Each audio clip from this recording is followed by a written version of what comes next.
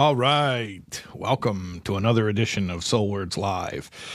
Is that what we're calling it? I think last week, it wasn't last week, but last time we did a live stream, we asked everybody for suggestions as to what to call this program, and a lot of great suggestions came in. By the way, my production team, which is off-site, I'm just here all by my lonesome, they consist mostly of my kids.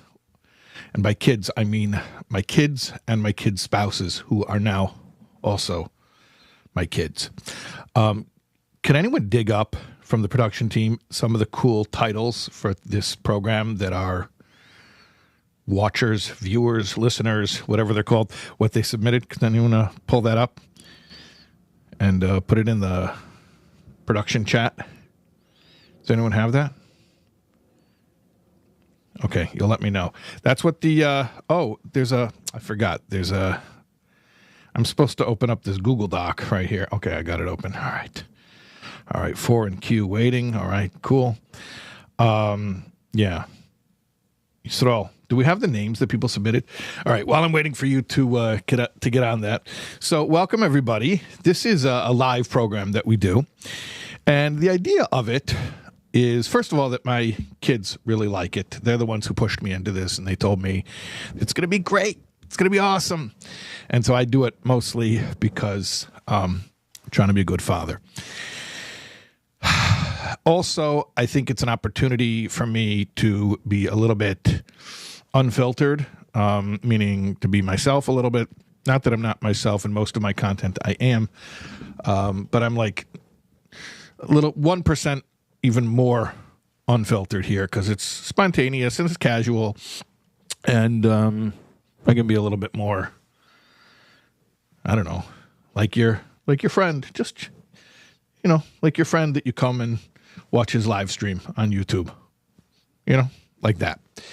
Okay, so that's one thing. And also the callers. The callers, usually our experience has been, are pretty amazing. Callers call in with their real life questions, and they've been really brave and really vulnerable.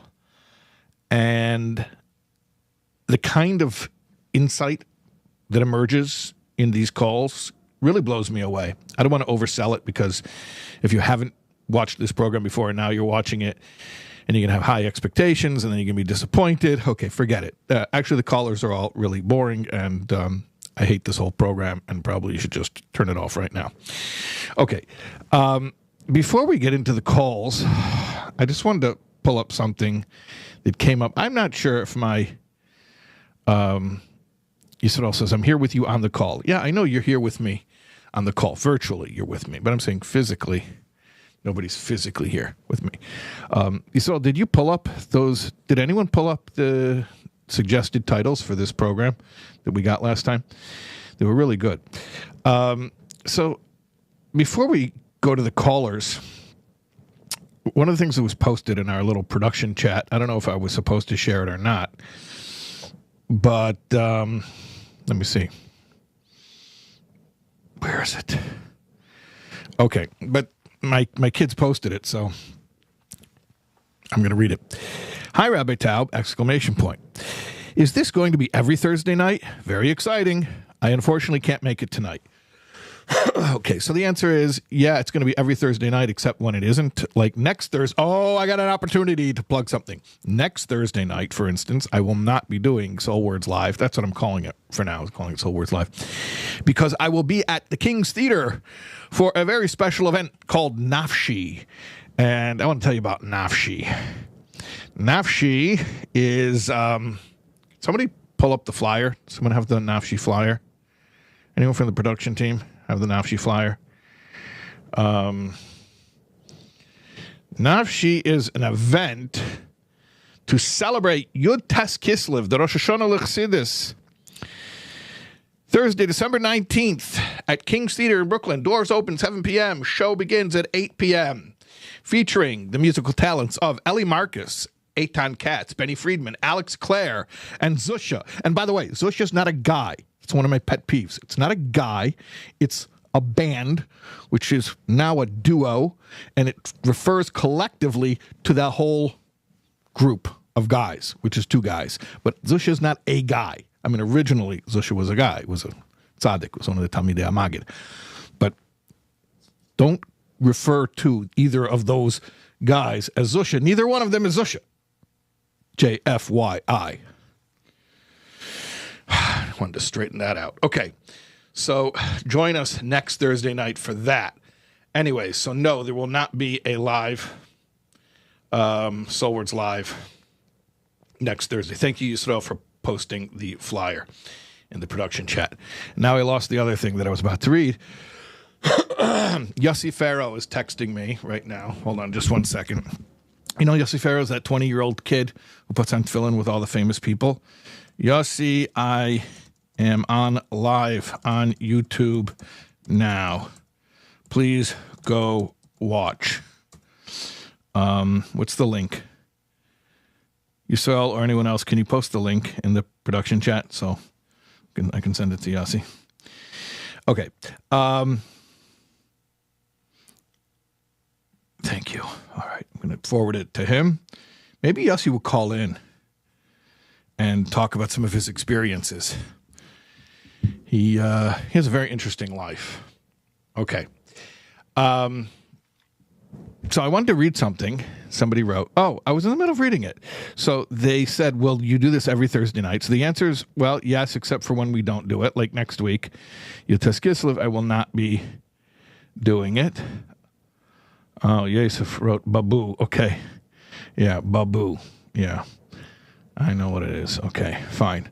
I should really turn off my WhatsApp during this YouTube. Okay. This is going to get very distracting. Yeah. Hi, Rabbi Taub! Exclamation point. Is this going to be every Thursday night? Very exciting. I unfortunately can't make it tonight. Please talk about, now I'm reading the main substance of it. Please talk about why you disappeared without an explanation, without a goodbye. What is he talking about? Where did I disappear without an explanation, without a goodbye? Well, probably every party that I ever attended. You know, just my social battery got drained and I disappeared without saying goodbye. But that's not what they were talking about. The clue is in the next line. On behalf of your thousands of Ami fans. And then signed with her name, and I don't know if she wanted her name shared publicly, so I'm not going to read her name. But then I realized what she meant when she said, on behalf of your thousands of Ami fans, she means, why did I stop writing the column? Okay, so first of all, I'll have you know that this is not the first time I stopped writing the column. This is the second time I stopped writing the column. I quit or retired or gave up, or however you want to put it, a few years ago, and I took off a year. And it wasn't that I took off for a year, it's that I took off. I just left. And then finally, after a year, I tried it again. And then I did it for another year, or a little bit over a year after that. And then I quit / retired / gave up a second time. I want to explain something to you. And I want you to try to listen with empathy. It hurts me to write the column, okay? It causes me pain. Now, I understand that it benefits people. I think, because people tell me that it benefits them, so I'm going to believe them. I also understand that people enjoy it, which is also nice, to give people joy. But it hurts me. It's very, very, very hard to do on many levels. First of all, technically, it's a lot of work, a lot of concentration, a lot of focus. It takes a long time. People think that this takes, people have told me before, how long does it take you to write? An hour? 2 hours?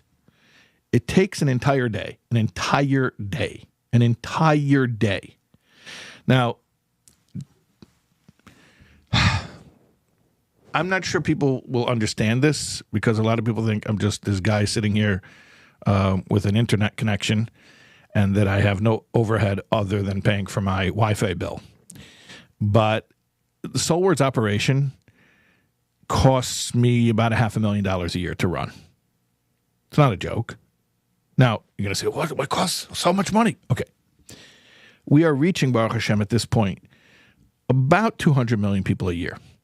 So if you think about it like this, $500,000 a year to reach 200 million people a year. I'm not sure my math is correct, but I think that's like that's for every dollar. Somebody do the math for me. It costs $500,000 to reach 200 million people. So you're getting, what, 400 people per dollar? Is that right? 40 or 400? I think it's 400 people per dollar. So that's a pretty good that's a pretty good rate of return.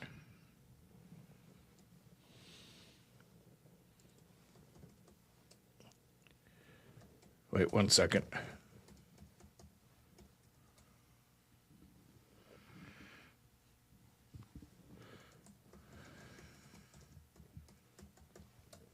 Okay, so we have a surprise in 1 second.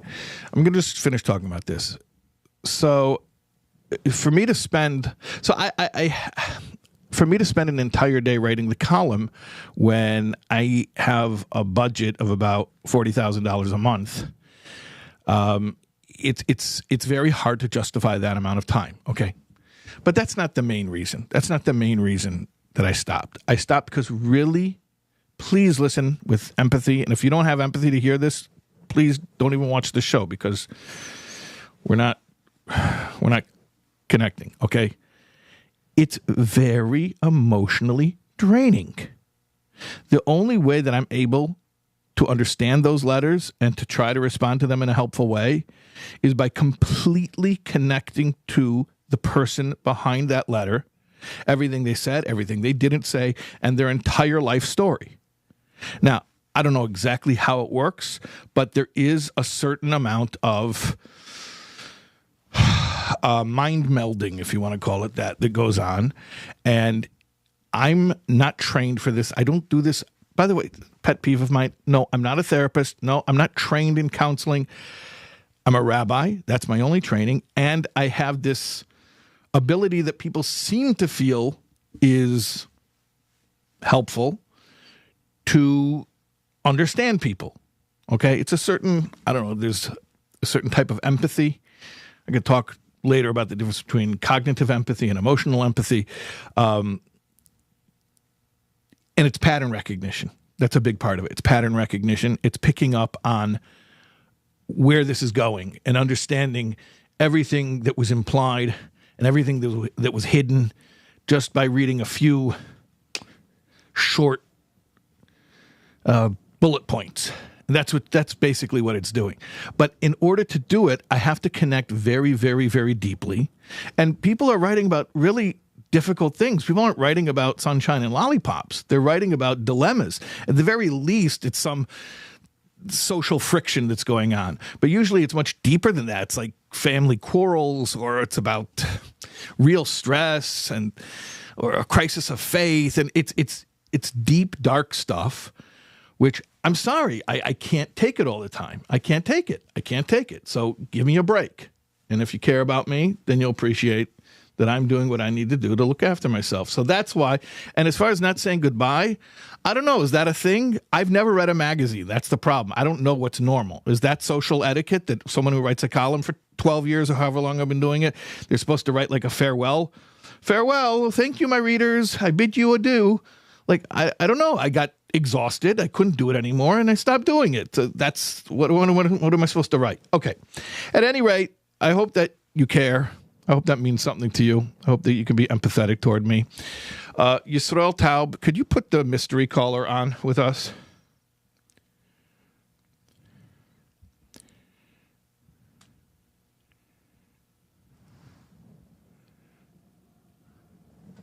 Oh, wait, hold on. I think it's muted. Hello? What is so you hear loud? Me? Yeah, what is so loud in the background?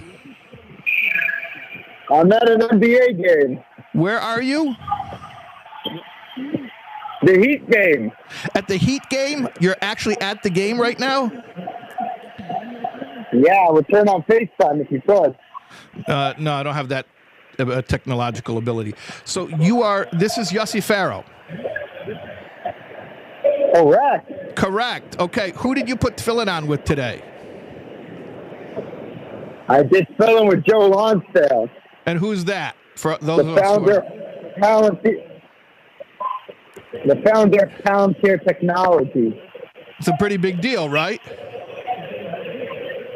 Yeah, it's a $160 billion company. 160 billion with a B. Buh. With the base, as they say. With a base. Yeah, base for Breishis Bara Alikim. Okay, and I heard that you met another A-lister today, and you didn't. Here's a shocking headline. Yossi Pharo meets A-list celebrity and does not put tefillin on with him. Who did you meet and you did not put on tefillin with today? There's Owen something. Owen Wilson? Yes, Owen Wilson. Owen Wilson, A-list celebrity actor. And why didn't you put tefillin on with him, Yossi? Because he is Irish Catholic. Meaning he's not a Jew. Okay. Did you tell him about the Sheva Mitzvahs? Boy, 100%. 100%. Okay, the 7 Noahide laws for the righteous non-Jews of this planet. Okay. It's so loud with that Heat game. Oh, you muted yourself? Did you hang up? You're muted. Okay. Anyways. Yossi, I guess I got muted by your admin. Okay, listen, Yossi, tell us one message for the SoulWords live audience. One message for us. Donate to Rabbi Shais Taub. It's a good cause. SoulWords.org/donate. Correct. And we're accepting billions with a base. Are you accepting Bitcoin? Bitcoin with a base. Noch mit a base. Okay, Yossi, it's too loud in the background. We're going to have you on for real sometime, okay? Okay, that was amazing. Wow. Sounds good. Okay, sei gesund. If people don't know, Yossi is this 20-year-old kid who puts on tefillin with celebrities and the captains of industry and philanthropists and A-listers of all types. And some people question, like, what's this obsession? Why is he doing this? And I want to tell you something. This kid has single-handedly, no pun intended, single-handedly, tefillin. Actually, I should do my left arm because most people are righties and they wrap tefillin on the left. He has single-handedly brought attention to the Rebbe's Mivtza Tefillin, perhaps more than any other chassid in our generation. It's amazing. And he's done it with the powers of modern technology. He's big on... They used to call it Twitter, but it's X. He's big on X, starting to get big on Instagram, and I'm sure other platforms. And he has brought so much attention to tefillin. It's unreal. It's unreal. I just want to share one quick thing about Yossi, because he's a friend, so it's okay if I tease him a little bit, even though he's not on here. The other night, I saw a video. Well, actually, it was right before Shabbos. It was on Friday afternoon. I saw a video of him standing up in a theater. Larry David was giving some type of presentation, and he asked Larry David, "Would you like to put on film?" And Larry David said, "No, I don't want to put on film." So I called up Yossi after Shabbos, and I said, "Yossi, that was in the night, wasn't it? Wasn't that recorded in the evening?" He's like, "Yeah." I'm like, "You were standing there holding tefillin. You were asking him, Larry David, would he like to put on film? You don't put on film after Shkia. That means after sunset." He's like, "Yeah." I'm like, "So what were you going to do if he said yes?" I mean, he said no, but what were you going to do if he said yes? He said, "I would figure it out." And I cracked up and I said, "Yossi, you're a nut. What do you mean you're going to figure it out? Imagine if he said, yes, I'll put on film right now, but it's after sundown. You're not supposed to put on film. What do you mean you'll figure it out?" And I stopped myself and I said, "You know what, Yossi, ignore me, please. Because if you were able to think that deliberately and carefully, you would not have any of the success that you have. So it's much better that you're the kind of guy who gets yourself into a situation before he has a plan." And because of that, what we call shtus de kedusha, that holy madness, a lot of good things came from it. So anyways, Baruch Hashem. Okay, Yisrael. Do we have callers who are ready and waiting? Who's the first person? You're saying Susie? Yeah? Is that the first caller? or I guess our second caller, because Yossi was our first caller. But can we put Susie on the line?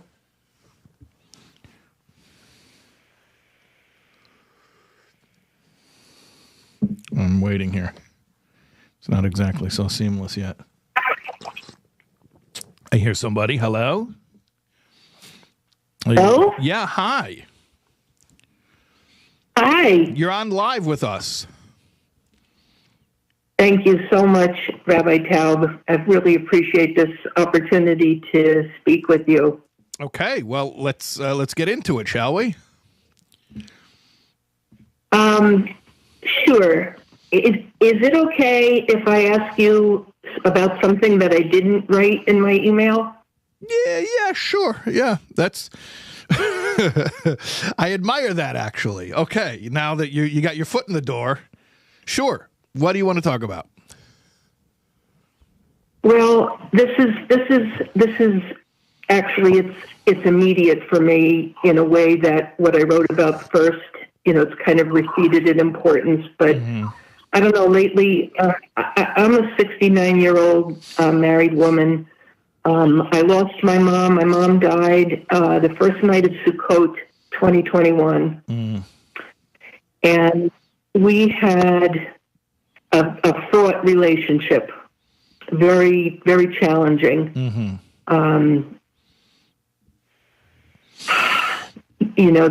You could say that she was very troubled. She was a troubled woman and disinhibited at times, and emotionally and physically abusive at times. But we maintained a relationship through our lives. She was a terrific grandma to my children. And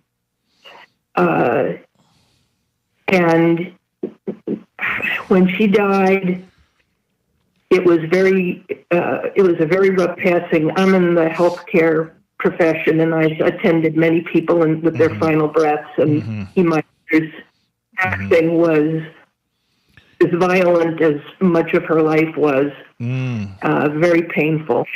And when she died, my overwhelming feeling was not so much grief, I'm going to miss my mom.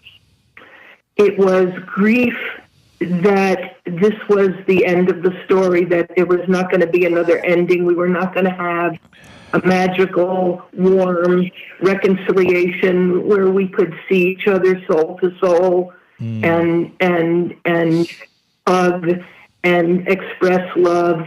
It just ended the way it had unfolded through all of my life. And since then, I have really, at her funeral, I made sure that the rabbi who was officiating, said, I don't want anything said about my mom that would embarrass her neshama, because she was so easily embarrassed during her lifetime. And I've had time since her passing to kind of realize how limited my own capacity to empathize with her was during our time together on this earth. I couldn't get past my own wounds, so to speak. And now that we're here and at this stage of life,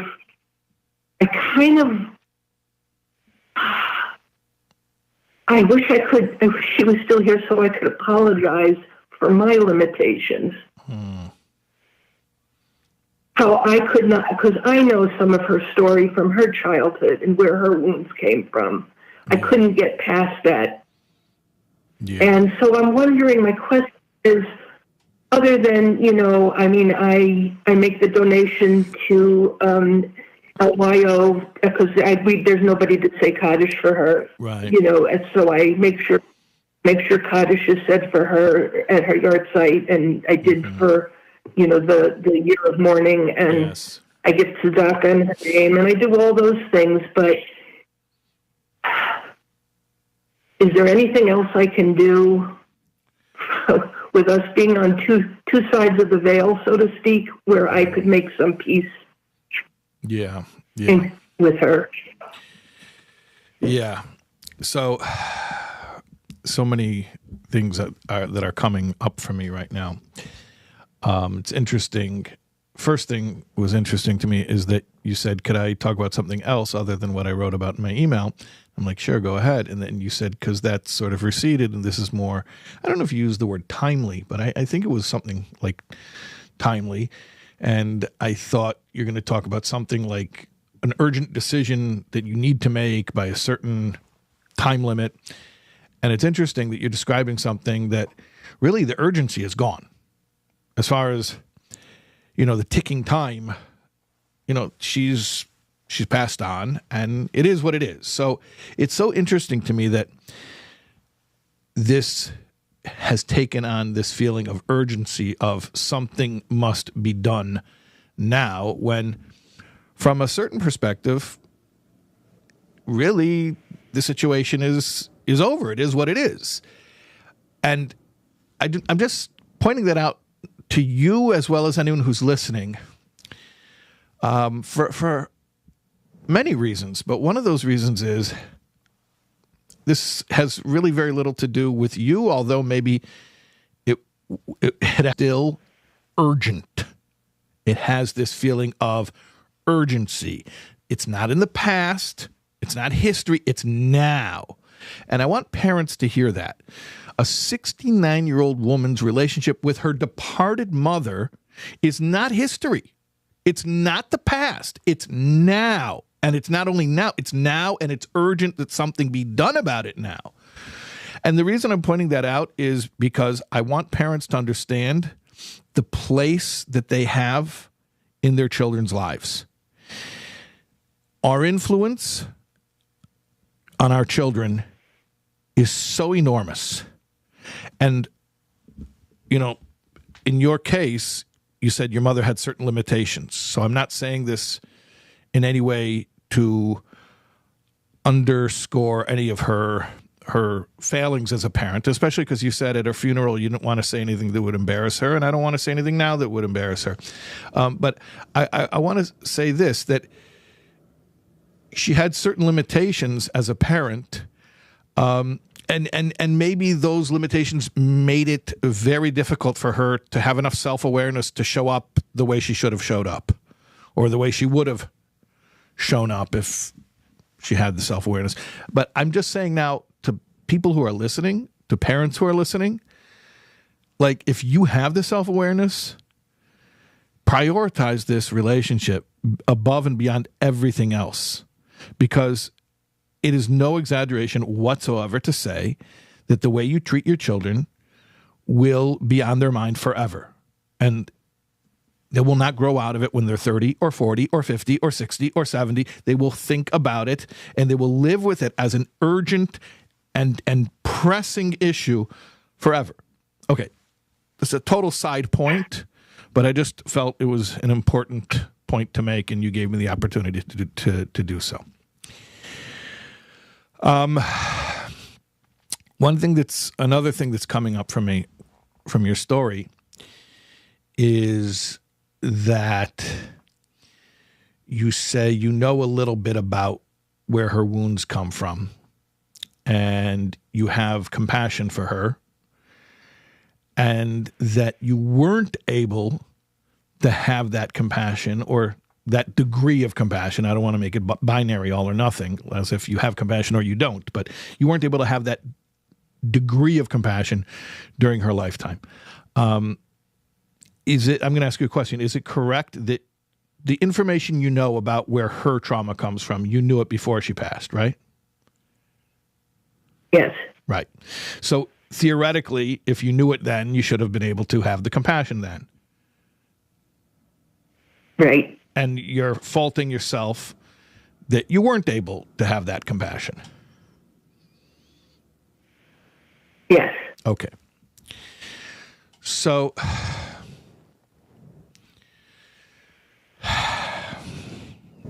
I understand why this is so heavy for you and why it feels so urgent. And it is urgent, really. I mean, because we want to take care of this already. I'll tell you this. Whatever you feel now, whatever you understand now, your mother understands. And she understands it in a way that is not fraught with all of the limitations that she had in her lifetime. In other words, I don't know the nature of her issues, and I don't want to reduce it to a pathology and to give it clinical names, which I'm not even qualified to use those terms. Anyways, I'm not a mental health professional, and I emphasize that all the time repeatedly. And to me, it's unimportant to give them labels. But whatever condition it was, and, you know, in the old days, we would just say she had a hard life, okay? So whatever labels you want to give to her condition or to her situation, those conditions affected her ability in her embodiment to function. But now, in the world of truth, she's not fettered by those limitations. So she has perfect clarity. She has perfect love and light, wisdom, clarity, and she doesn't need you to explain anything to her now. She gets it. She 100% gets it. So that's one thing. And I know that doesn't address the entire issue, but just in case you feel this pressing need to be able to set the record straight, you don't need to set any record straight. She understands the truth of everything because, as you said, you're carrying this guilt, and you said you want to do something for her. You said that you have Kaddish recited for her. Let's talk about that.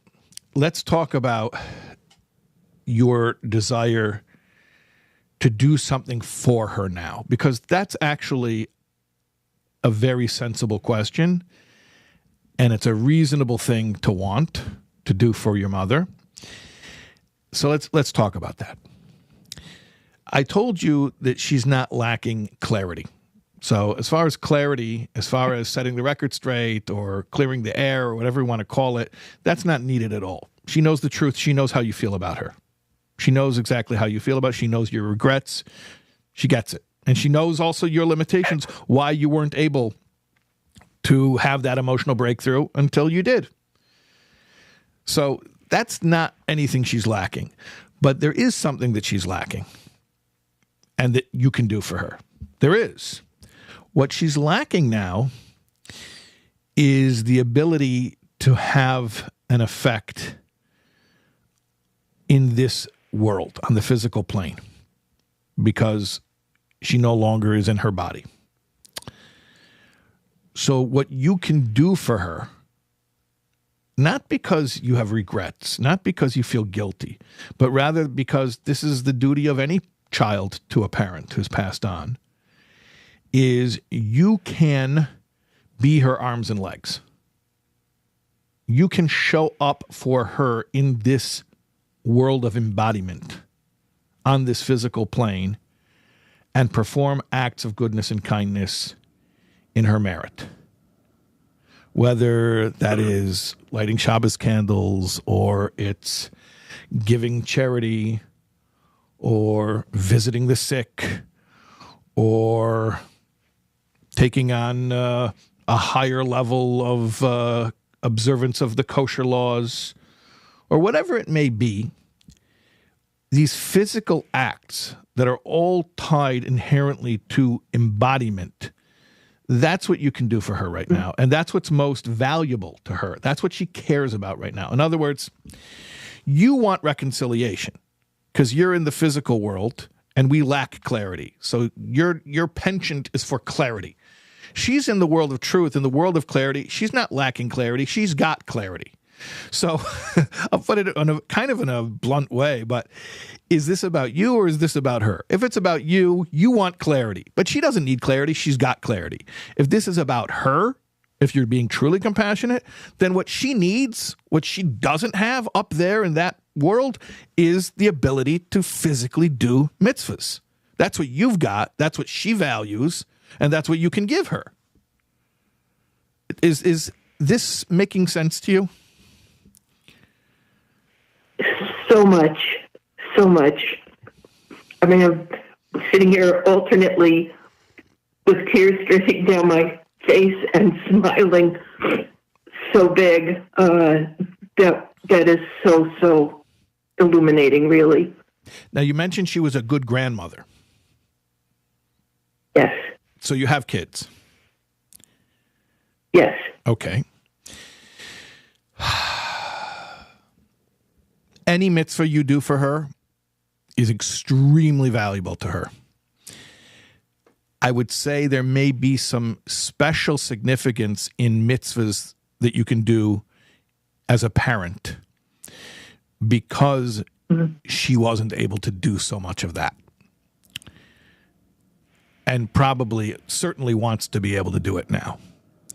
Now, I'm assuming, you told me you're 69, so I'm assuming your kids are grown. And, well, you already told me that your kids have kids, so they are grown. No, my kids don't. My kids don't have children. I have two sons, and my older son is on the autism spectrum. He's quite disabled. Okay. And yeah. All right. You didn't say your kids are grown. Your mother was a good grandmother, meaning to your kids.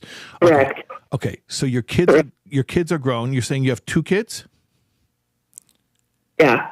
And neither of them have children? Correct. Okay. And you're saying one of them is on the autism spectrum. Autistic. Okay. Okay. And the other son is with a male partner. Okay. So they don't have children. Okay. So this is look, Hashem knows what he's doing. We have to look at the reality as it's presented to us, and we have to figure out what Hashem is telling us in the conditions that are being created now. So you have kids that do not have kids, and it seems to you probably at present, it doesn't seem like they're going to. My question to you is, okay, my question to you then is, what can you do? And I'm sure you're already an extremely loving mother, but what can you do in your mother's merit to double and triple down on what you're doing for these two boys? Mm. And you may not have Interesting. You may not have an idea exactly what it is right now, unless something's coming to you. Well, with my son with autism, it actually is about boundaries and space, like hovering and totally, giving him, honoring his strengths. Yes. As well as, being there for his limitations. It's much harder to honor his strengths and see him as a man. Mm-hmm. I mean, he's very, very bright. He's just very autistic. Okay. So that's actually more of a challenge than like doting and titting and, all that. Right. And, so in my mother's... Go ahead. What were you saying? Oh, that's actually kind of a tikkun, if I can work on that for lots of things. You have some particular insight why that might be a meaningful gesture, especially in context of you doing this for your mother's merit? Sounded like you had some insight why that might be a particularly fitting thing. Well, because, boundaries were such an issue for us. It's kind of like there's a gift, Mom. There's a gift. You used the word tikkun. I just want to translate that for everybody. That is Hebrew for correction. And it really means rectification or repair in a measure for measure type of way, where something that was lacking is made whole again. So you're saying in your relationship with your mother, there may have been a lack of boundaries. And one very fitting thing that you could do in her honor is to be more careful about the boundaries with your adult son, who you have no problem giving him a lot of love, but sometimes you have the problem of doing the opposite, which is taking that step back and showing him respect. Correct. Okay. That is so big. By the way, for every parent-child relationship, I have a parenting course, 6-week course, and actually we're coming up again with the course in a few weeks. I only do it once or twice a year because it's all live. I mean, it's online, but it's live interaction, so I can't offer it very often. But yeah, if people want to register for the course, by the way, it's at soulwords.org/parenting. I'll give a plug to my own course. But I'll just mention to you, one of the lessons, we have 6 classes in the course. One of the lessons is precisely about this concept. It's actually lesson 5, is the concept of giving space. We all know what it means to love our children, but sometimes we need to do the opposite. It's not loving them. It's actually honoring them by allowing them space, allowing them autonomy, allowing them the experience of self-discovery. And we're never far away. We're always watching, and we're ready to swoop in when we can be helpful.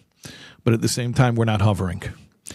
It's a huge thing for all parent-child relationships, and especially if you're telling me that your son is severely autistic, that could be something that, unfortunately, people don't know how to strike that balance often when dealing with somebody who has who's in that situation. So, and that would be very, very meaningful, I think, and especially in the context of doing this in honor of your mother. And yeah, and also your other son as well. You can think of ways that would be meaningful to show him more support, more love. A mommy is a mommy forever, so it doesn't matter how old he is. You're his mommy,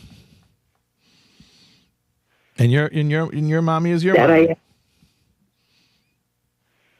And I think there's a lot of healing going on. I think there's a lot of healing happening here. And I'm just thinking that you're saying that you've been by a lot of people when they passed, and that your mother had a particularly violent passing. I'm thinking a couple things about this. One of them is that you said it was kind of the way she lived. So who would expect any different almost, like the way she lived is the way she passed. And that makes a lot of sense to me. But also, I'm just thinking, I can't get this out of my head, that if she needed to have, for whatever reason, for her reasons, she needed to leave the world without peace, and for whatever reason, that was for her best benefit, which we have to believe that is the best possible scenario for her passing, for her transitioning, that it had to be that way, even though it's not pleasant for anyone else standing around to observe. I almost have to believe like Hashem gave you this ample experience of not just being in healthcare, but having experienced so many people in their last moments in this world, almost to like, if anyone had to have a violent passing and have their family with them when it happened, it's almost like you prepared for years in order to be able to be the person most ready to be there and not be traumatized. I mean, it sounds like you were a little bit traumatized already, but imagine somebody with no experience with these types of things. It's almost like you were prepared for years in order to be able to be there. And I have zero doubt that your physical presence at the time of her passing was comforting to her and was meaningful. I have zero doubt. And the fact that you were able to be there and not, I don't know, run out of the room because you were terrified, I'm sure has had benefit to her.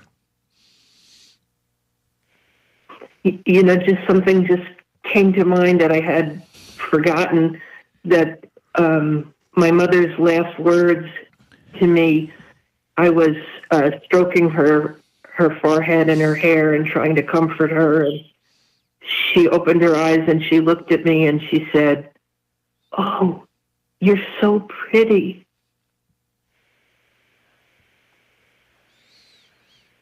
And I now remembering it, I was thinking that was a moment of, you know, our souls embracing. You said that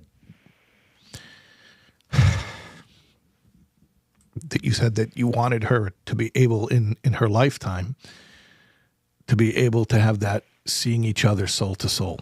That was, I think, the word that you used, or the words you used, seeing each other soul to soul. I think that's what happened.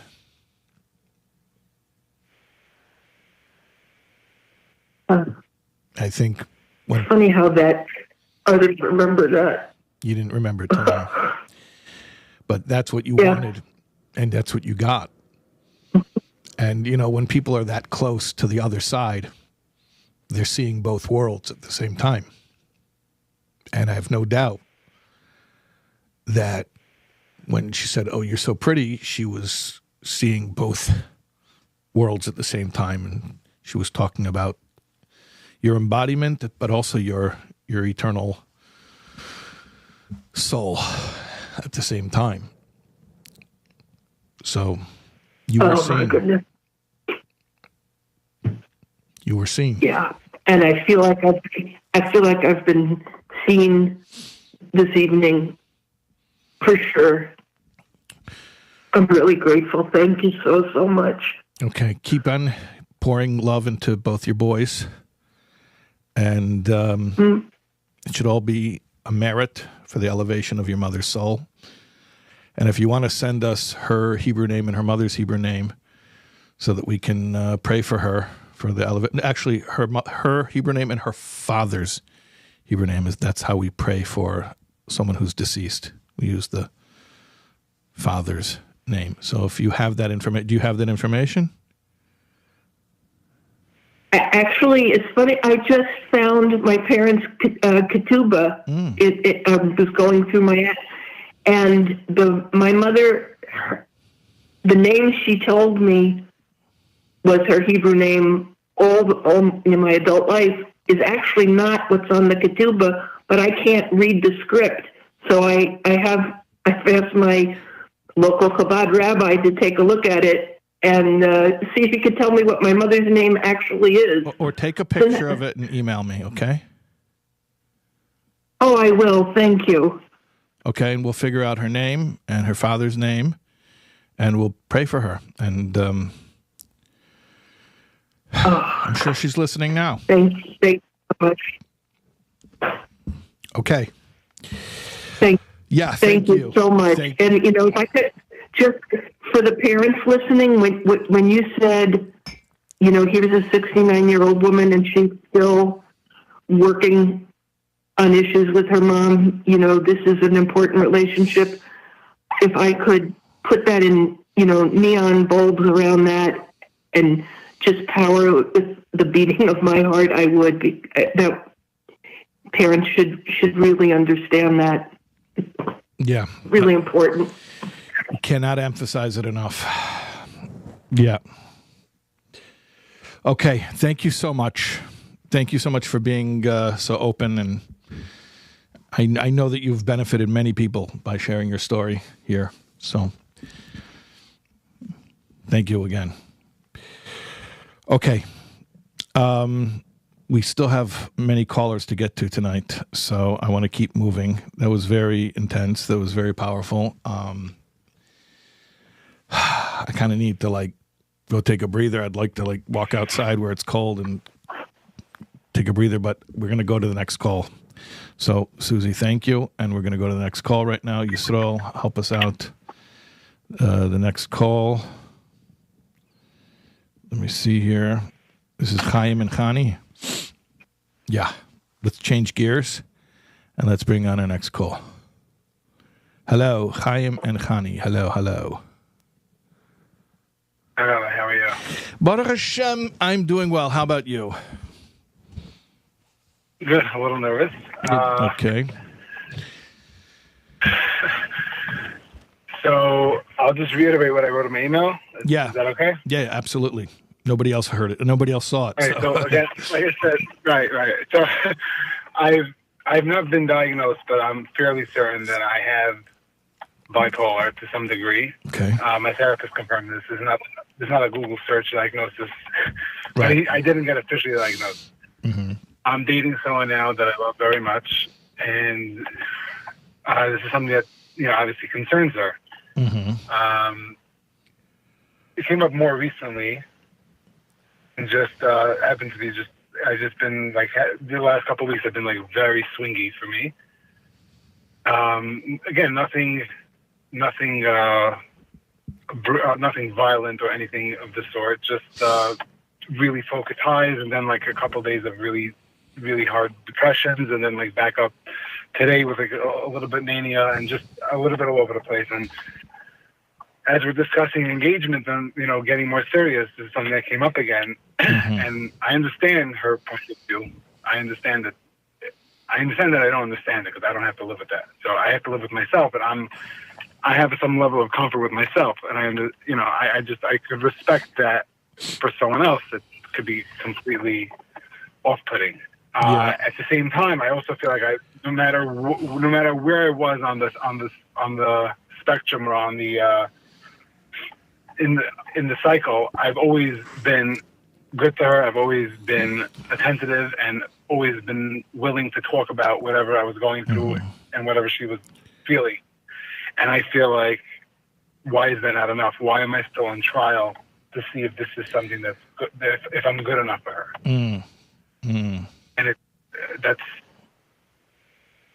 I hear you. That's just, it's hard for me. It's just. Now, was I was told that you're both going to come on. Are you both on right now? Yes, she's Okay. there, but she's camera shy. Right. Okay. So is it possible she wants to talk also, or no? She doesn't feel so comfortable with Okay. that, but she's listening. Okay, no problem. So you're saying that you've been dating for a while, and in terms of time, the time is not really so relevant as much as you use the term cycle, that you've been through your cycle while you were dating her. So you're high and you're low. She already has seen you in that state. That's what you're saying? Yes. Yeah. All right.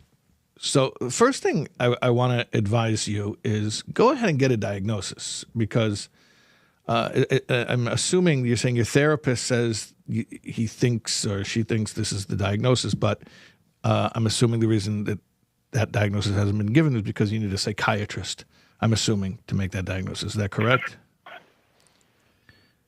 I don't know if that's accurate, but okay. I don't necessarily need. I'm not looking for a diagnosis because I'm working with my therapist on dealing with it, and Right. I'm not looking to take medication. And I just want to add, the reason why I'm saying that is because I think that is something that really triggered her when I said I love my life. Yes, it's painful to have these lows, and it's crazy sometimes to have the highs, and it's hard to manage it. It's like either you're driving 80 miles an hour or 20 on the highway, and it's very hard to get where you have to get to safely. When that's how you're driving, but that's how I don't know another way, and I don't necessarily want to take medication and kind of numb myself or put myself in a different place. Right. So I'm working with a therapist as if I have bipolar, regardless of whether I do, and how to manage the highs and how to manage the lows. Okay. The reason I was saying to get a diagnosis is not so you can gain access to medication if that's not what you're ready to do right now. So I just want to clarify that just sometimes having the diagnosis gives you more clarity, and I don't want to push the issue because it's not the most important point here. But I generally feel that when a person gets a diagnosis, they're gaining clarity. I think it's a helpful thing. Sometimes people are afraid of it because it's like, if I get a diagnosis, then they're going to push medication on me, or then I'm going to be stigmatized, or whatever it is. I just want to put it out there that I think a person only gains through having that clarity. But it's, I'm not saying it's a absolute necessity. I just think you may gain from it. Yeah. So this is a tough one because, nobody is obligated to marry anybody. Nobody's forced to have to marry somebody, even if the relationship looks good on paper and in real life, and they like each other and they share values. And the reality is that either party, for any reason, even for no good reason, can say, I'm not ready to do it. So in a way, it's like, if the question here is, one second.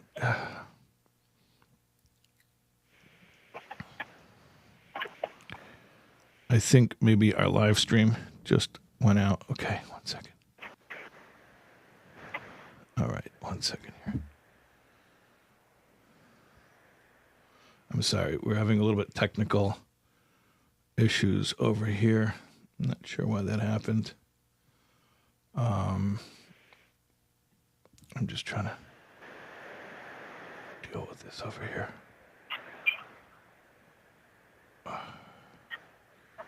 Don't know why that happened. Okay.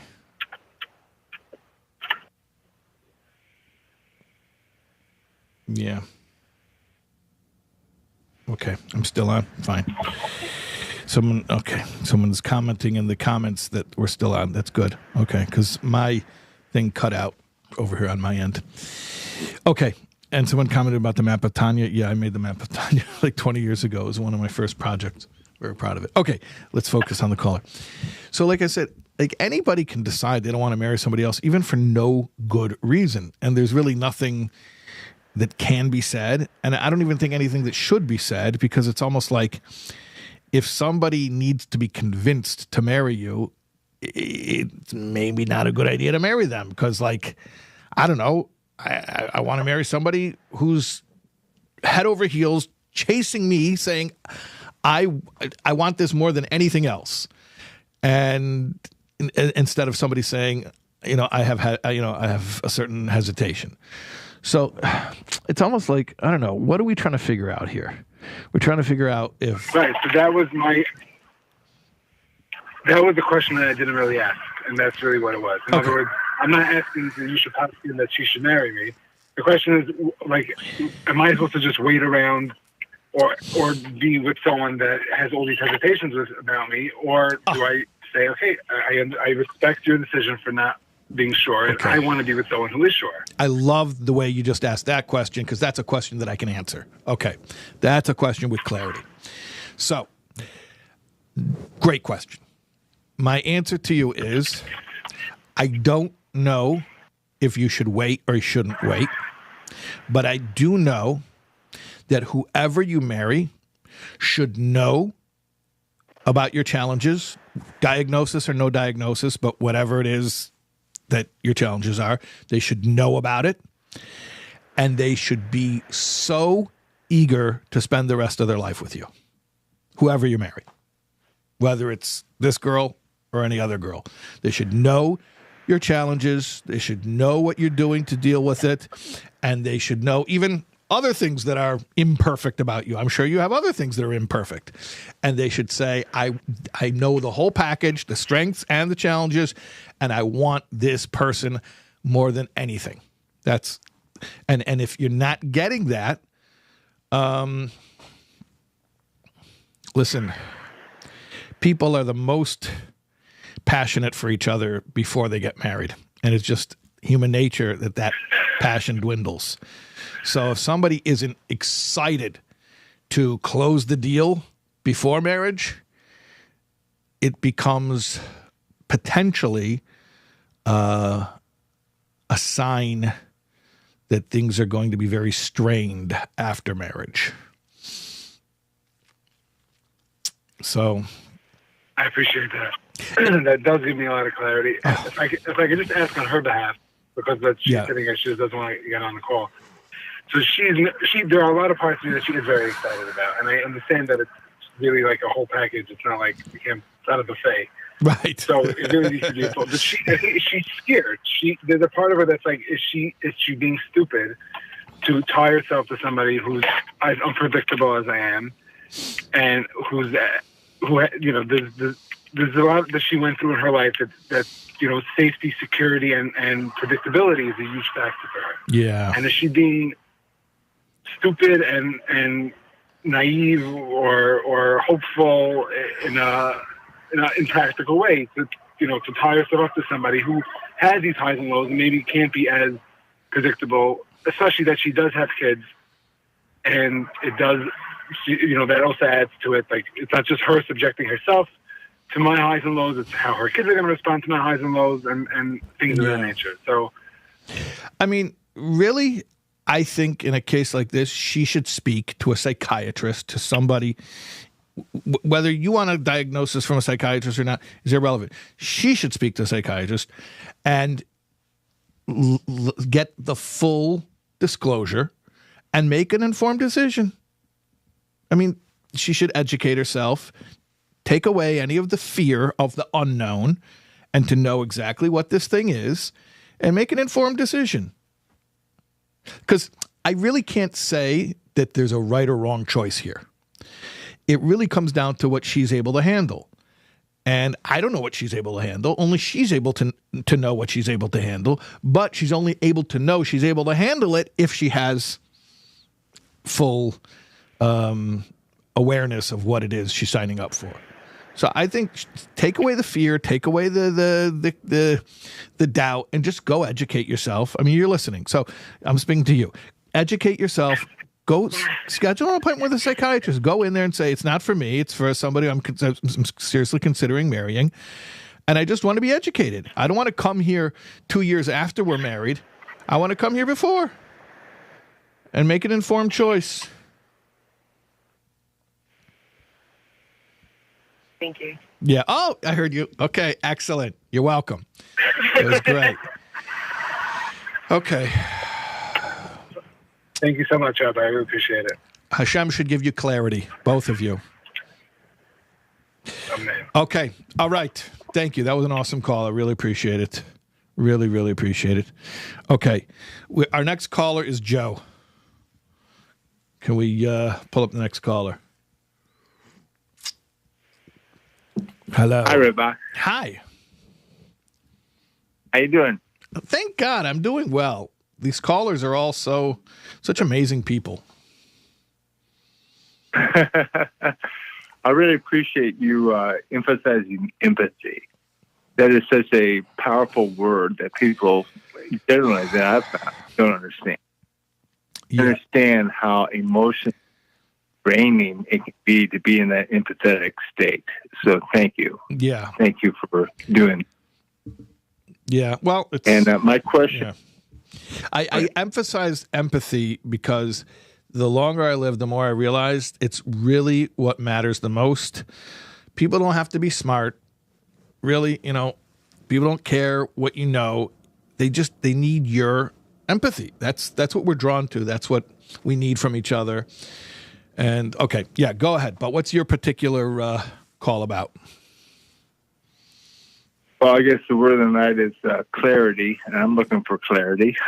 Okay. I've considered myself a, up straight guy. I never broke the law. I never, do these kind of things. Yet I find myself in a position where I'm in a one-room motel room, and I can't get an apartment because I went through an eviction, and I went through bankruptcy because my ex-wife decided to find out a way to do it, but she put me in jail. I'm wrongfully accused for 5 months, and I didn't have anybody to look after myself financially, and everything went downhill, and I had to declare bankruptcy, and I got evicted and everything. And I sit back sometimes, and I just wonder, what did I do to deserve this?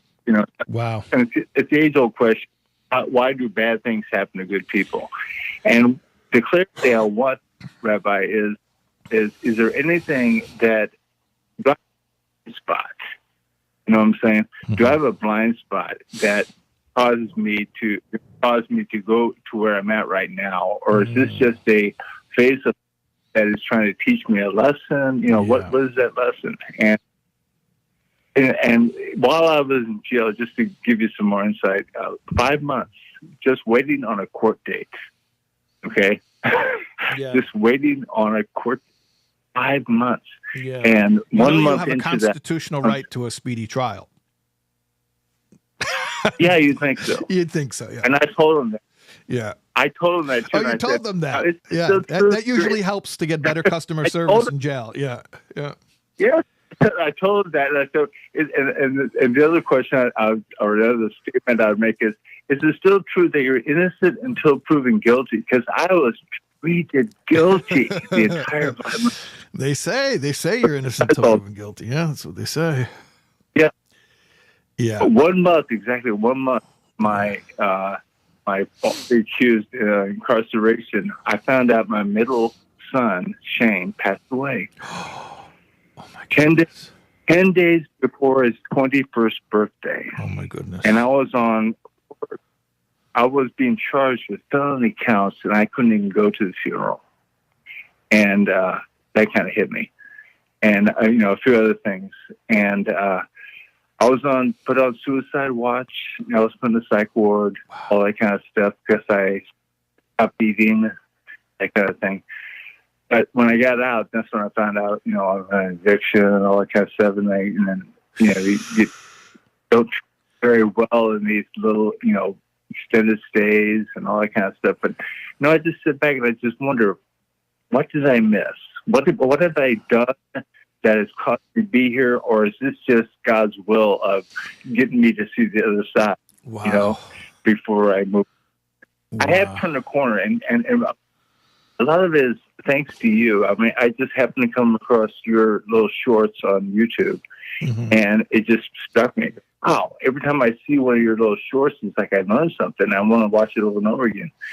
So, I joined the group and everything, but I just didn't know if there was something that you could let me know that maybe I'm overlooking, or I can, can I use this as a springboard to something even better in my life, or, something along those lines.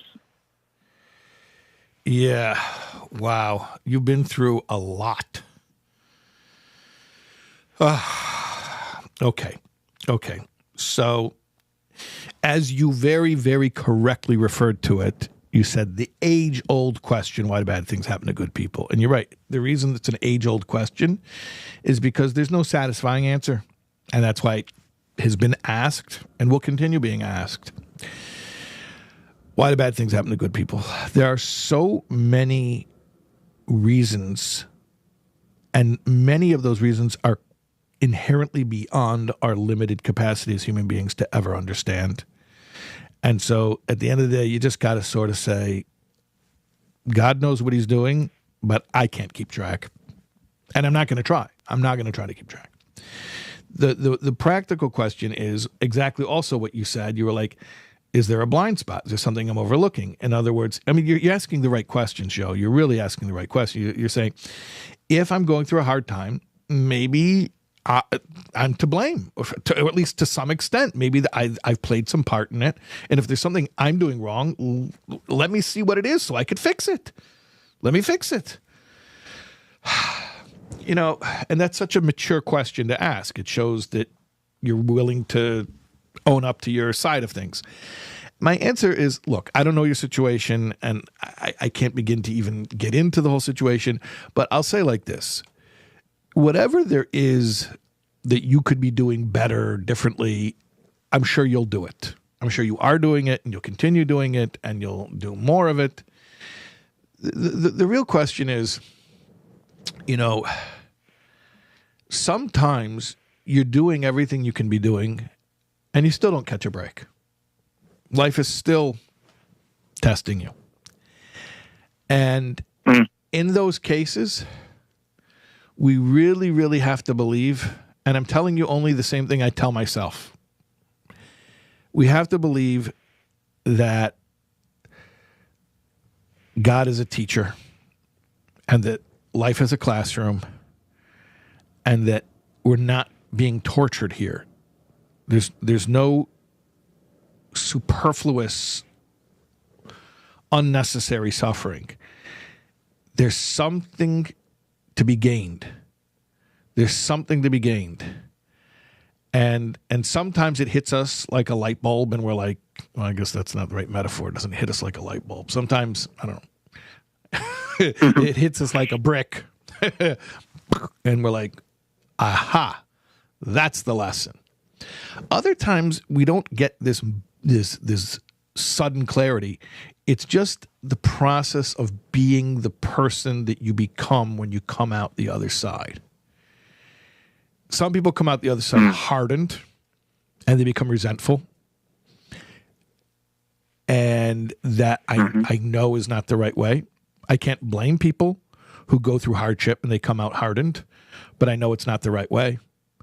I know the right way to come out is with a soft heart and with compassion and with forgiveness, even for those who have harmed us. Now, forgiveness for those who have harmed us doesn't mean that we need to continue associating with them, because it may not be safe for us to do so.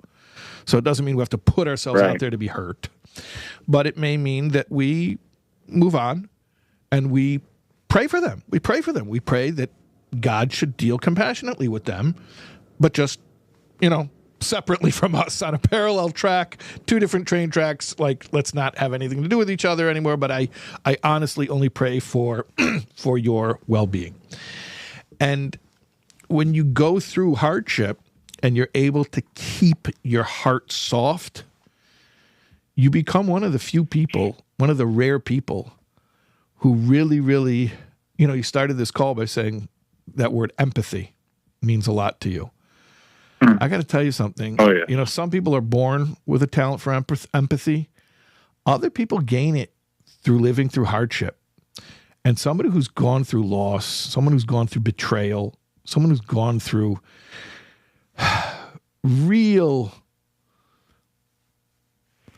challenges, if they remain soft and loving, such a person becomes overflowing with empathy and is able to be a tool for goodness in so many people's lives. Now, here's the part where you have to be really, really, really spiritual, because it may mean that the payoff, quote unquote payoff, for all of your hardships may not be that you are rewarded and that you are given a better life and that you are finally given relief. The whole payoff for the whole thing may be that after all the hell you've been through, you become a really good tool for delivering love and compassion and empathy into other people's lives. And it takes a really spiritual person to value that. Because I got to tell you, the default setting is, give me a good life. What, I should be a part of delivering a good life to other people? They get to have the good life? What about me? I've been through so much hell already. Why don't I get to have a good life? And it takes a really spiritually evolved person to say, you know what? That is a good life. That is a good life. If I can be helpful to others, even if my life continues to be challenging, so be it. What a great twist. It's like, yeah, that's what it is. And I believe, because I really feel. Yeah. Go ahead. Tell me. I feel like I'm coming out of this, and it's like, and you're right. I still have a soft heart. I'm still very empathetic and everything. And it's like, if I can just share that to people, if I can. That's right. That's use this. Use it. Right. And that's like, where you're heading. And I also want to tell you something. Nobody should know what it's like to deal with the criminal justice system. But you do. You do. And because you do, it gives you a unique empathy. And I do believe that you will find opportunities to show compassion and empathy, I think, to young men who have been through the criminal justice system and who need to see love and compassion from another man. Yeah. Does that resonate with you? Yeah. In fact, when I was in jail for those 5 months, that's where I really got some insight, with some other inmates that have been in there longer, multiple times. And also the spiritual people, they didn't come that often, but maybe 3 or 4 times during that time. And it's like, that's where, oh man, so I got such a great message from them that kept me on the right track. Mm-hmm. And so I understand that. I get that. So yeah, it's a matter of just, picking myself up and getting through this stage of life, and using these bad experiences just as a lesson, just, contrast and compare to where I used to be, which is, I had,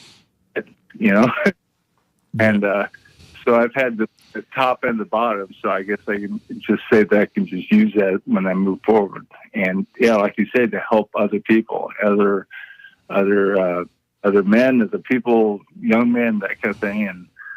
And I like that. I like focusing on that instead of myself. And that's one of the biggest life pro tips. Focus on others instead of yourself. And when I say focus on others, I don't mean to critique them or to find what's wrong with them. Focus on others, meaning how can you be of service to them? And if you focus on how can you help, you'll have a good day. Even when everything else is falling apart. That's right. Yeah. All right. Yeah. Awesome call. Thank you so much. Thank you. That was really an awesome call. Really, really, really. Thank you. Okay. All right. So those are our callers for tonight. I'm in awe of our callers and the courage, the vulnerability, the honesty that all of them have shown. You can't make this stuff up. I mean, this is real life. This is the world that God is creating. He creates billions of fascinating stories.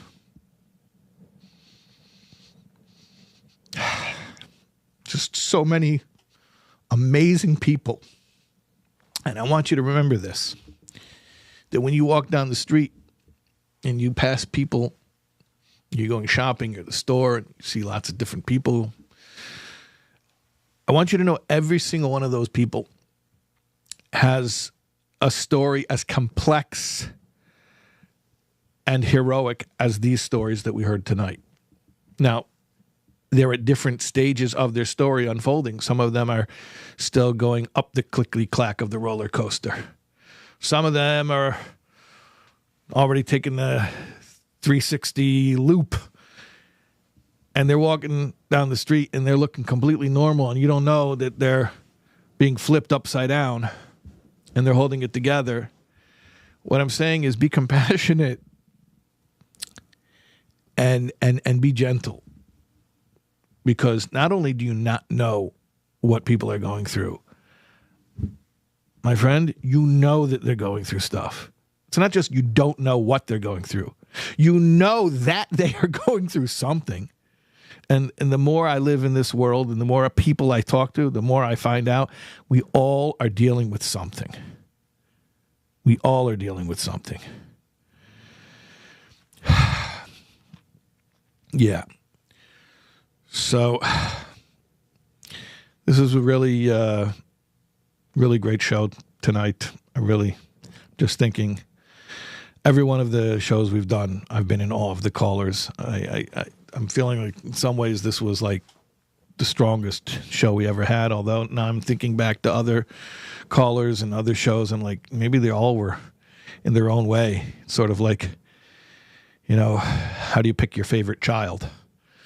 They're all your favorite in a different way. But this was really powerful. And I really thank each of the callers for being brave and doing this, going through this with me here, because it really does benefit people. and I'm thanking all of you who are listening. You're also part of this. You're energetically part of it. I don't know if you all believe in that kind of stuff, but I do. And I believe that even if we're only connected virtually through technology, that when we hear each other's stories, I do believe that it's a two-way street, and that we do become connected to each other spiritually. So even if you and I and the callers tonight never physically meet each other, and we never stand in the same physical location, we are energetically connected. Yeah, I know I sound like a real flake, sound like a real hippie, but the longer I live, the more I believe these things to be true. Okay. Yeah, I'm going to go, basically I'm going to take off these headphones, and I'm going to go walk outside where it's cold. I'm not going to put on a jacket. I need the cold air to hit me because I need to decompress. And I want to thank the production team specifically, and I'm going to say it in birth order and with their spouses. I'm going to say Taibel and Maishi and Yisrael and Malki. And I'm not sure who else is on the production team, but those are the four main people who make this happen every week, except when it doesn't. And I wish all of you a peaceful Shabbos, a restful Shabbos. Tonight is it's called Leil Shishi. It's the last weeknight of the week. You know, God created the world in 6 days, and on the seventh day he rested. So tomorrow night already is the day of rest. Tomorrow night, Friday night, is the day of rest. Tonight is the last weeknight. And a lot of people have a custom to do a cheshbon tzedek, to do a righteous accounting, where they review the whole week, sort of like at the end of the day, before you go to bed, you review the day. Many people have that custom. We call it the bedtime shema. And similarly, at the end of the year, we review the year. Like in the month of Elul, the 12th month of the year, before we head into Rosh Hashanah, we review the year. And similarly, at the end of the week, we review the week. So let's all think about the week, about what we did, what we didn't do, what we could do better, what we could do different. And let's congratulate ourselves on having done our best this week, and hoping that next week we'll do even better. And thank you for tuning in. I really, really thank you. Really, it means so much to me, this amazing SoulWords community. Oh, and for the sake of providing a public service and as well promoting what it is that I do, let me just remind you, soulwords.org/parenting. Again, soulwords.org/parenting. That is the landing page to register for the 6-week online parenting course, Soul Parenting, where it's not recorded. No, it is live online classes where you will interact with me, and over 2,000 mothers and fathers have already taken this journey with me and found it to be transformative. I hope that you will come along for that journey as well. Okay, blessings to all.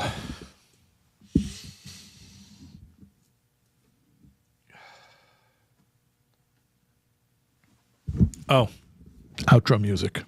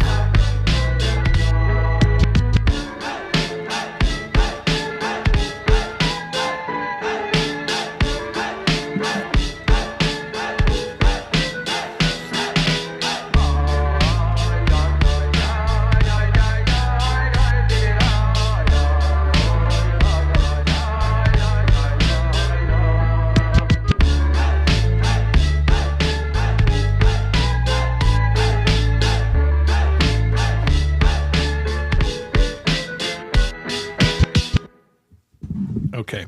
Now, the show is over. The show is officially over. Okay, everyone go home. Sign off. Go. Leave. Okay. I'm just wondering, I'm just curious if any of my kids are on the phone right now and want to come on and just talk to us for a minute. I'm just curious if they're there. Are any of my kids on the phone? Want to come on? Or are you guys hung up? You all finished? You all ran away? Not there? Okay. I guess they all left. Oh, you ended the call. Okay, they ended the call. No, do I want to call back? No, I don't want to call back. Okay, I wanted to bring my kids on and interact with them just for fun. But that's not going to happen. We'll do it next week. No, next time. Okay. So, here's what I'm going to tell you. You know that song? That song that we play. So I told you before, I had that commissioned by a great turntablist known as Scratch Bastard. That is right. That's what he's called. I said it. Okay. And I think he's from Toronto, but he won the DJ competition, international DJ competition many years ago, and I commissioned him to make that based on this album here. This is what I have here, the Nechayach album. So that's actually he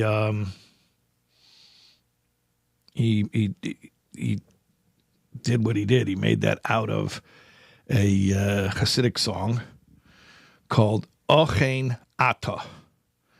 So I want to actually teach this to you. Everyone left. We're not really under any pressure right now. So I can be a little bit less polished. I don't have to feel any pressure to do things smoothly. I just want to teach you this song. Ochein Ata. So, yeah.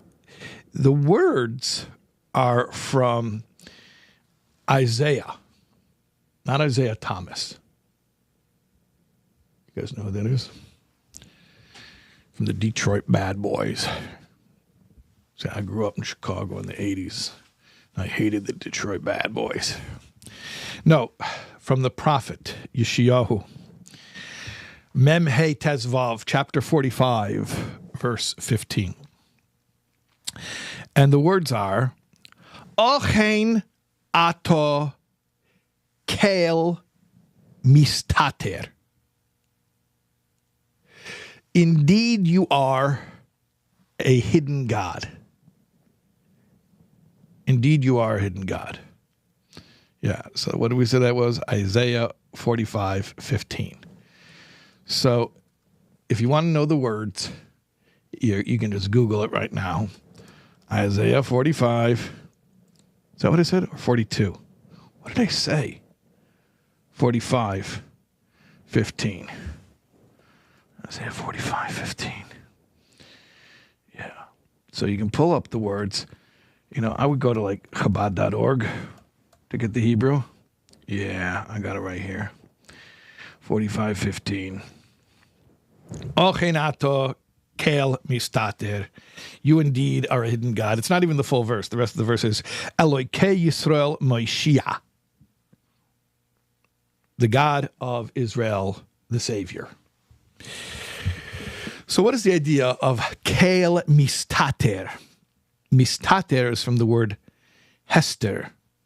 There's a famous woman you may know who has a name from the same etymological root. No, not Hester Prynne from the Scarlet Letter, but I was thinking more, is that her name, by the way? I think it is.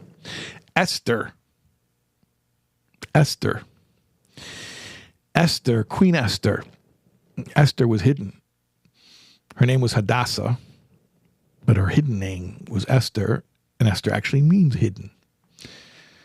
So, Kel Mistater, if you know how Hebrew grammatical verb conjugations work, basically that the root in there is hester, concealment. Mistater is a reflexive verb.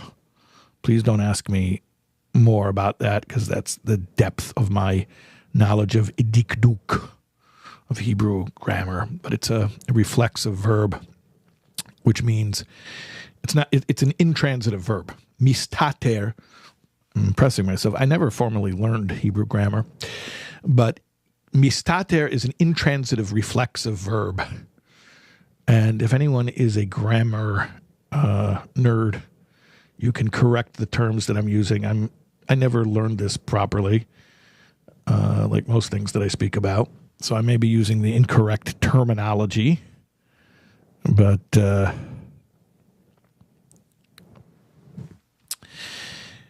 Kel mistater, yeah, you are a God who hides himself, who conceals himself.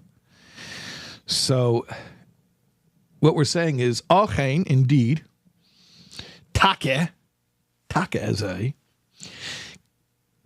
atokel mistater, you are a God who conceals himself. In other words, the Creator hides behind a mask called creation. And so we look around, we see the world, but we don't see the life force that is constantly emanating forth and enlivening the world. In fact, the word for world itself in Hebrew, olam, that's my havara, that's my pronunciation. People harass me sometimes on YouTube comments, and they say, what a grating thing on my ears to hear your awful pronunciation. You know that? People do that? Yeah. It's hurtful, by the way. JFYI. It's hurtful. I don't laugh it off. It's insulting. It feels bad. There are different pronunciations of Hebrew. Yes. The Jewish people have lived all over the world for thousands of years, and we have developed various different traditions of pronunciation. So I'm sorry if this is grating on your ears, but probably the most authentic pronunciation is the Yemenite. So unless you speak with the Yemenite Jewish accent, you're also not speaking the most pure accent. At any rate, the word olam, ayin vav lamed mem, or others might pronounce it olam.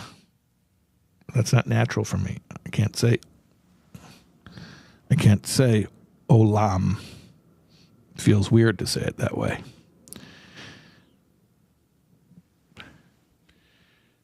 Looked like the thing just gave out. I don't know what's going on here.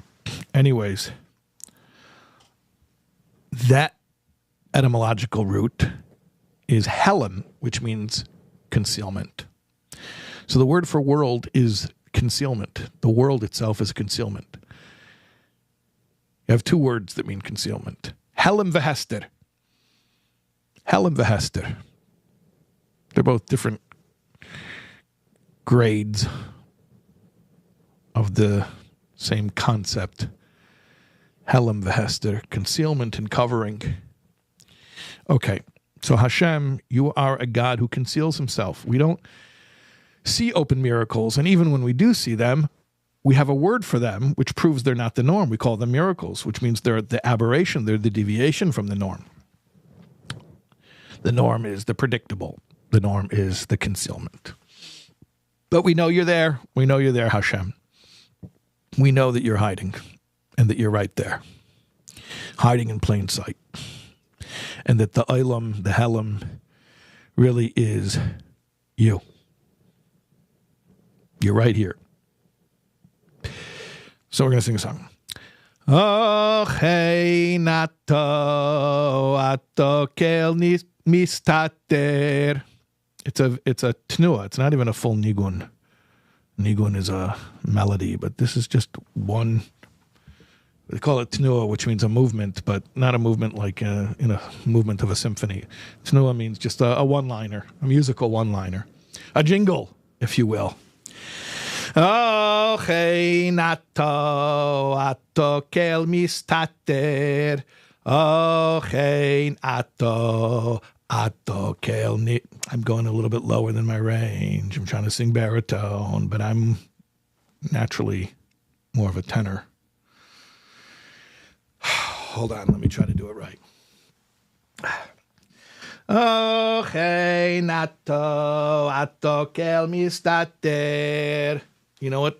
I think the headphones are messing me up. Let me just be natural. Au natural, as the French say. Parlez-vous français? Okay.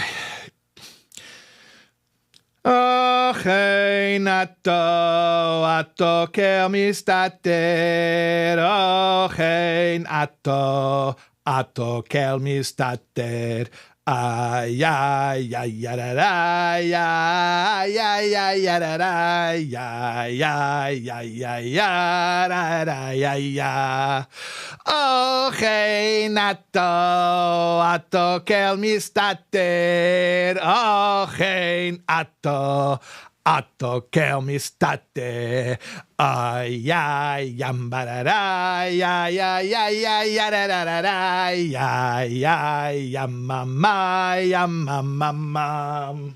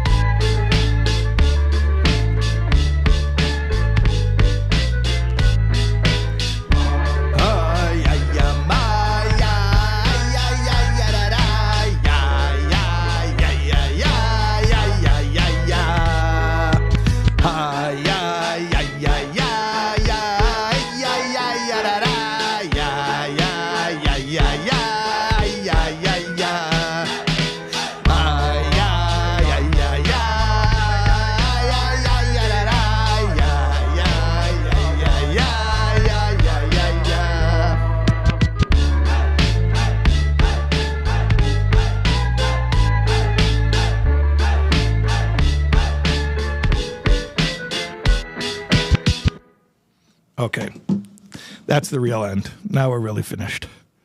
No joke.